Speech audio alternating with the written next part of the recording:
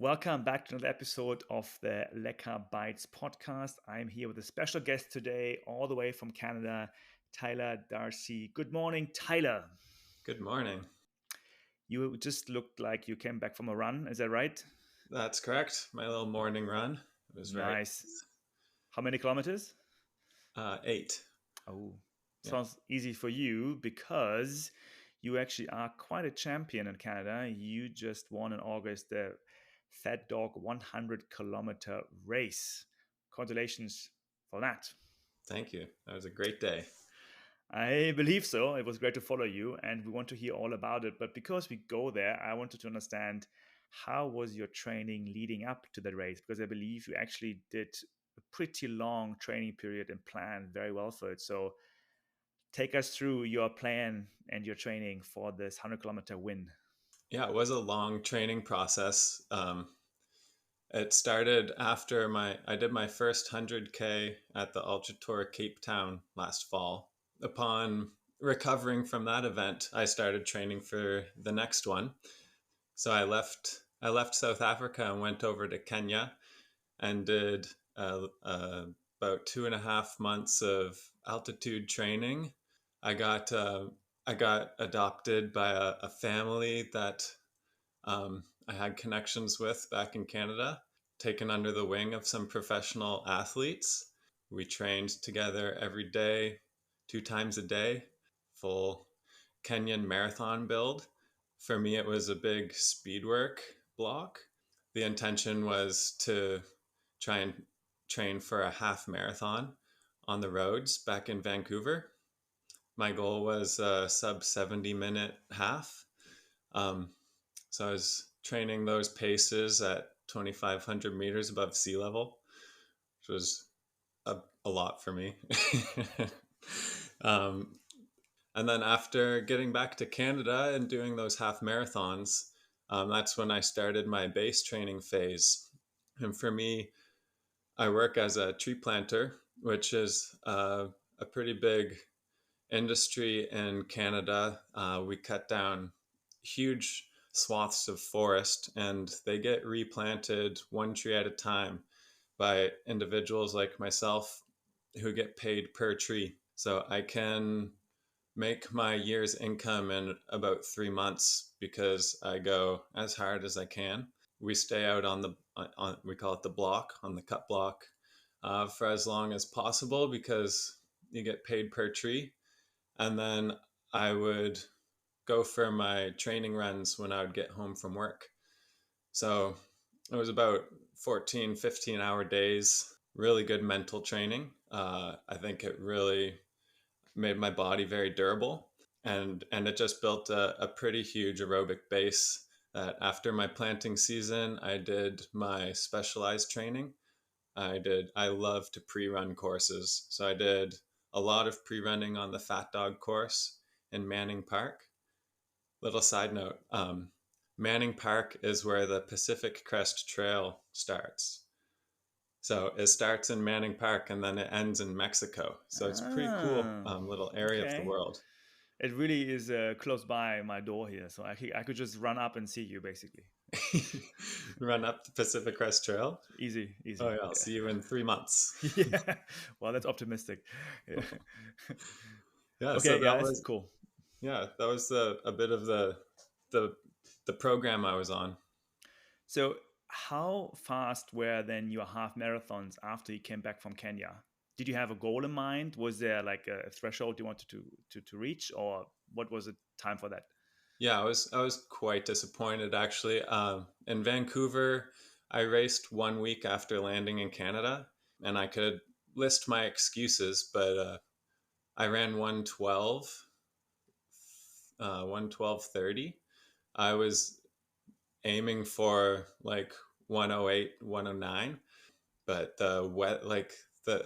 it turns out I was heat training in Kenya, and it was very cold. Actually, my eyeballs I had blurry vision. I could hardly see. It was like my eyeballs kind of froze. Wow. Okay. It didn't go well, and then because I didn't hit my goal, I signed up for another half marathon a month later, and I kept training, and I pushed myself a bit too hard. I think I burnt out. I only ran a 118. I mentally hit a wall during that race. It was probably the worst race I ever ran. And on the tree planting, because I find it fascinating, I have not talked to any runner that's a tree planter, to be honest. Is it fair to say that you are the fastest tree planter on long distance in Canada? I used to be a highballer. That's what they're called. Um, it's amazing. There's always people who can plant more trees than you. Just like there's always somebody who had a worse day. I make pretty good money, but there's some individuals who are incredible tree planters, and I actually want to spread the word that tree planting is incredible training for ultra marathons. I think it really encourages having the mental toughness. Like I go out every day for months putting in 12-hour days where I'm not stopping like at all, because you get paid per tree.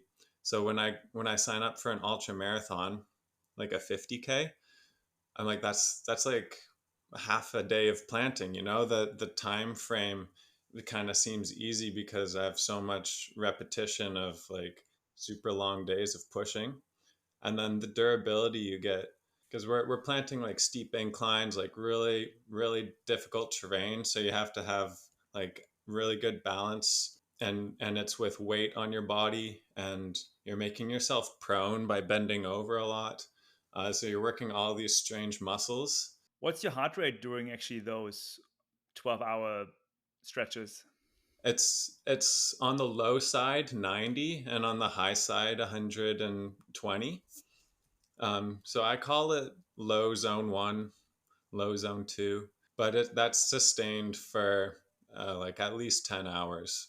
It's interesting because yesterday, a friend of mine told me about this new thing called rucking, where you go hiking with weights, and that's supposedly better than hiking, of course, or trail running. It has more effect on the body. So it seems like what you're doing is actually this thing called rucking, but this case with tree seeds. Yeah, it's fantastic. Some people I work with are some of the toughest, most fit individuals I know, and and often the individuals who go tree planting are very passionate about their own thing. A lot of them are rock climbers or ski touring. They'll go do like first ascents in the winter. They'll tour over some mountains and camp in the alpine, and then just ski these crazy mountain faces for a couple weeks. You know, and that's their off season. That's why they tree plant, so that they can have the freedom to do these things. Yeah. And I've just chose to pair it with ultra running, and I think it's just a perfect marriage. So maybe not the fastest tree planter in terms of planting trees, how many a day, but you probably are the fastest runner tree planter in Canada. There's some other Canadians I'm aware of, but I think I might be able to give them a run for the money. Okay. Wow, that is amazing. I love this. That's really interesting to learn about. No wonder then that you are pretty prepared for the FatDog race. How did it go? How did you win that 100-kilometer race? From the front. My strategy, I was pretty confident because I was very well prepared. I had really great training. I was very healthy, and I was very stoked on my nutrition strategy. I had my girlfriend Anna crewing me, and we actually went like weeks before and practiced aid station transitions. I had all of my nutrition in a belt, and then I had multiple belts. So I just switch. I would just take it off. And Anna says I did the first transition in like less than 15 seconds, and she said the other fast guys were around 2 minutes. Oh wow. Okay. Wow, that's a big difference. Yeah. Yeah. So yeah, just like all this everything, I felt like I was in control of. So going into the race, my strategy was just to kind of sit back. I was pretty confident that if I was with the field around halfway, that I would have the legs later on. But I did my warm up on first 100 meters of the course. And I saw that after about 30 or 40 meters, it narrowed into single track. On the morning, I decided, you know what, maybe I should like start a little quicker so I don't get bottlenecked. After like 2 minutes of into the race, I looked back, I couldn't see anyone. It turns out that I was the only person who went a little bit quick off the start. And yeah, I didn't see anyone else for the rest of the day. Start to finish. So let's talk through different strategies. So you mentioned that you had physically, you were just pushing it right from the start out of the gate. Nutrition wise, how did you do the nutrition during the 100 kilometers? I didn't take any nutrition from the feed zones, and I was just relying on gels and drink mix in my bottles. I was doing around 2 gels an hour and about 50 grams of carbs, maybe a bit more in the bottles. The thing is, I actually wasn't wearing a watch during the race, so all of my stats are kind of lost in the ether. I logged that run in my soul, not on Strava. So How come you didn't wear a watch? What was the reason for it? the main reason I got mugged in South Africa, and I haven't been able to replace the watch yet. I justified it by taking the psychological advantage of not knowing my paces. I knew that I was at a different level physically than I had been previously. Like you can like I finished the race in 11:40, but my first 50Ks were around 6 hours. I was going faster in this 100K than I had been in 50Ks, and I kind of knew I was ready for that type of pace, but I was wondering if I knew my paces that I would start to second guess myself. The only disadvantage of not having a watch is not knowing your nutrition strategies, like exact timing and where you are on course. But I think psychologically, I did benefit from just running by feel. You have to listen to your gut then, which is the actual thing to do, right? Just Hmm. see how you feel and then take gels and take your drink mixes. So I believe you're taking Lecka gels, little Lecka plug here, which have around 23, 25 gram of carbohydrates. So two of those is roughly 50 gram, plus your 50-gram drink mix means 100 gram of carbohydrates per hour, right? That's right. That's what I was aiming for. There was a point in the race. I want to mention that the weather on the day was a bit insane. It was August in British Columbia, which historically in this area has been fire season. It's typically incredibly hot, and there's wildfires burning usually. But this year, when we got into the Alpine, it started raining, and then very quickly it turned to hail, and it was massive thunder cracks, like making like terrifyingly loud. And the hail is like the size of your fingertip, and it hurts when it hits you. And it was actually accumulating on the ground. There was about an inch. It was a white ground, like it wasn't snow, it was hail. So during that period, I was basically in panic mode, and I wasn't fueling. I didn't. Most people were stopping to put on their like emergency rain gear and stuff, but I was just running like hypothermic. Like I got to get out of this storm, not fueling at all. And so when I got out of that storm, I think within like 30 minutes, I had 4 gels and like maybe 50 or 60 grams of drink mix to try and like get back to a level where I was having energy again. Mm. So it wasn't entirely smooth the whole day. Well, that's okay over 11 hours and something minutes. What was your winning time? Time that I got was 11:41, I believe. Okay, all right. That's. Are you happy with that result? I wanted the course record, so I was a little bit off of it. How much? The course record's 11:08, so I was around half an hour slow. Close. Maybe I'll go back next year. Yeah. And back to strategies quickly. So physically, you talked about nutrition. mentally, did you have any specific strategy how to push through this race in your mind? I had a philosophy, a very specific philosophy from the Tao Te Ching. I've been repeating to myself this phrase I came up with while I was in Kenya. I've been trying to incorporate the Tao in things like tree planting and ultra running for years, and the phrase I landed on was "Kuwakama Maji," which in Kiswahili is "be like water."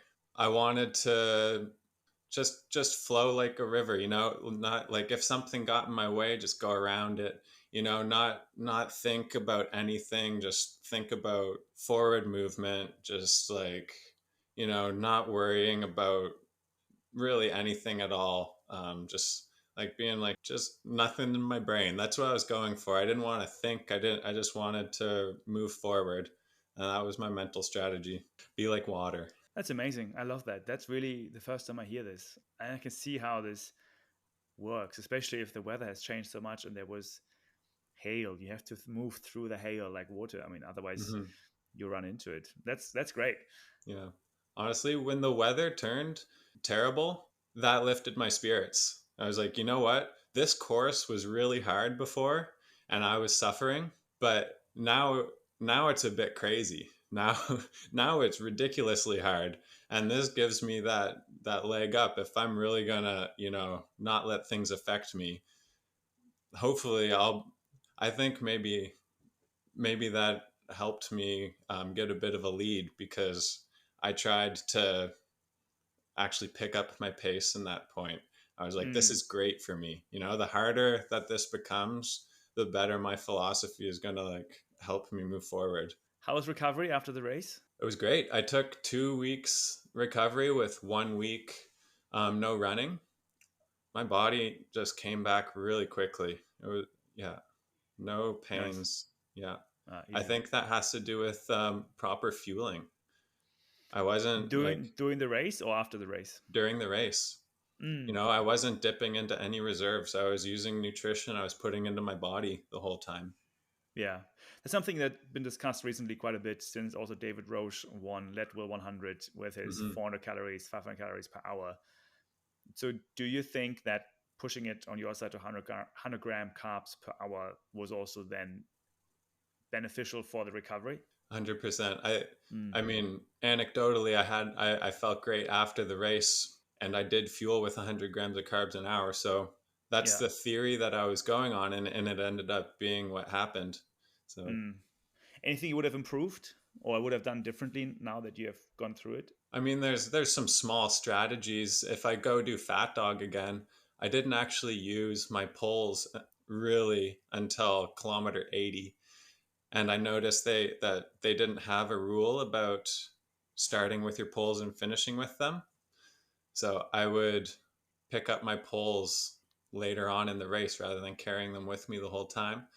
The main thing though is I did have a low point that I wanted to quit at one point during the race. I started feeling like crap and I wasn't moving the way I wanted to. Like I was on course record pace, that was my goal. And when I fell off of it, I was like, I wanted that feeling of just like crushing it. I'm like, today's not my day. I should just quit. And I held on Mm. to that feeling for a little bit too long. So I'm trying to learn how to get out of these low points quicker so it doesn't actually have an effect on my time. It's Mm. kind of a tricky thing. Yeah. Yeah. So switching gears a bit, because since you're based in the area of Canada and we had this 2023-2024 UTMB Whistler drama, let's put it this way, you're on the ground. There was just a race by UTMB. What is happening there? What was the feedback? What are the views on this recent event? I mean, since I am living in this community, I don't want to say anything too controversial, but I was on site. I did well. You can anybody can look at the results and see that there was very few Canadians. It was effectively not well attended by a lot of the local athletes. The course was maybe a bit difficult to follow. I saw many people off course. on the climb up to the top of Whistler. There was athletes just coming from different directions. It was very uh, bizarre experience, but we were all just doing our best. I think that had to do with the shortage of volunteers at corners. But when it comes to the actual event, I loved the course. You can say that it was a less aesthetic race than the WAM event. The WAM event actually finished at the summit of a separate mountain. You climbed, well, the 50K, you climbed Whistler Mountain, descended a valley, and then summited Blackcomb. And then you took the gondola down after you finished the race. And there was lots of parts of the race that were very remote. Much more difficult race to organize, I think, much more aesthetic, and perhaps a little less safe, maybe harder to get permits for. Maybe that's why the UTMB race happened, because if you look at the course at UTMB Whistler, we were running through some aid stations 3 times. You know, there was lots of little loops. It was very tight. We were always close to access roads. So that was my thoughts. I could kind Right. of see permitting being a little bit simpler for the UTMB course versus the WAM course. It was just really sad that the local community got a bit bullied out of having their own event. I saw on Reddit that it seems like 750 people finished the race, which is more than the WAM event. And yeah, people Mm-hmm. were saying it's mostly runners from all over the world, mostly the Americas. And people actually enjoyed that part to have a more international crowd. You meet Mm-hmm. Mexicans, you meet Argentinians Mm-hmm. who share the same passion for trail running. But yeah, it overall the feedback on Reddit at least was neutral to positive, I would say. And I just hope that the community can move on from there, and there's enough room for many other races to come. Me too. There's room for the beautiful aesthetic events. The point A to point B course is always going to hold a special place in a lot of trail runners' hearts. But having an event like UTMB that's recognized across the world, I saw lots of like different languages being spoken, and it was really cool. Hopefully, we'll move forward in a positive way. And you're also moving forward yourself. You have an exciting winter coming up. What is the plan for you in the next few months, my friend Tyler? Yeah, I'm on my off season, unstructured right now, and then I'm gonna start ramping up some base, getting strong for another big altitude block in Kenya. I'm gonna be going right back in with my friends there. They're really excited for me to come back for the full 3 month Kenyan marathon build. I've brought this up with my coach, Hayden Hawks, that I would like to take a look at the Mount Kenya FKT. So, as soon as I land in Kenya, I'm going to do an expedition style trip to the summit of Mount Kenya. I'm not sure if it's above my pay grade or not because the summit is close to 5,000 meters above sea level. The Wow. current FKT, it's an out and back to the summit and back. That's 49 kilometers, and the current record is held by a local at 7 hours, Right. and it gains 2,500 meters. Mm, So I don't know. mm. When you add in the altitude, maybe that'll make it a bit slower, but that seems within my skill set. And also in 1995, the supported record was set.